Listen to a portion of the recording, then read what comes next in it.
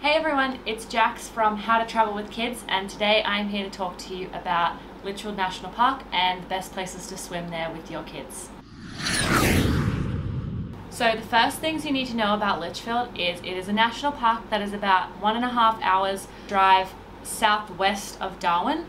It is known for beautiful waterfalls, hikes, different things like that. It's very different in the wet season than it is in the dry. And when you're going out there, on your way out, you will pass through Palmerston, you'll pass through Coolalinga as well. So make sure you grab some snacks at the Coles or the Woolies, or even go to one of the bakeries there. They're really good as well on your way out, and do any toilet breaks that you need to. Make sure that babies are changed and everything before you go out, because once you get out there, you're really kind of on your own. There are toilets and things like that out there, but not a whole lot of facilities. On your way, you will also lose service, so there is reception throughout the park. I'm with Telstra myself, and so I did have service here and there, but for most of it, there is no service.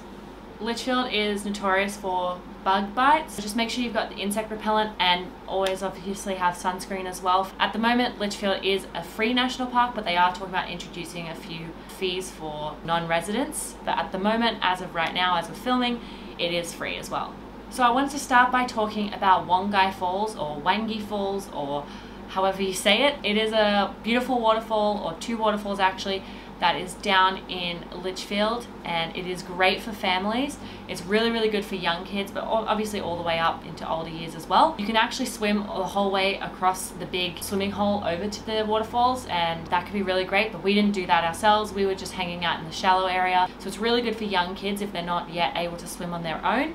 There are some steps into it. There's also a little boardwalk around the swimming hole. It will show you all about the crocodiles and different things to learn about there. At the moment, it is closed during the wet season because of crocodiles, but during the dry, it is open up, and it's a great place to go. You can have picnics, there are toilets there as well, and the walk down is very short, maybe 100, 200 meters. So it's really good. It's a really good spot to go to for kids, and you could easily spend all day there. The next place I want to talk about is Florence Falls. Florence Falls is a little bit of a trek down. It's just straight down into a little valley, or a gorge, I guess.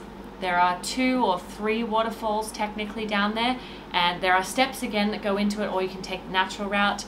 It's a little deeper there, and I wasn't as comfortable with Aurora there now that she's moving around and trying to swim on her own a lot more. But again, you can be safe there with kids as long as you're hanging around the steps area. There is a lot of places for kids to climb up onto the rocks and jump into the water. Florence Falls is really, really great. There's no toilets down there though, so once you leave the car park, that is it.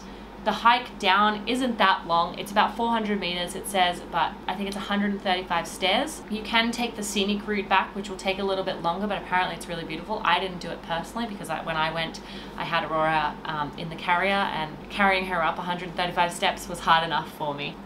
And the last place I want to talk about is Rockhole. It's just down the road. It almost shares a car park with Florence Falls, so you can easily go to both of these places in one day. Bluey is very different in the wet season to what it's like in the dry season, I have found. It always flows, but in the wet season there is a very strong pull and there is a very strong current. And because it is a rock hole, there is quite literally a little hole, and it just drops straight down, and it's quite deep, and there's no gradual incline like there is with Florence Falls and also with Wangi.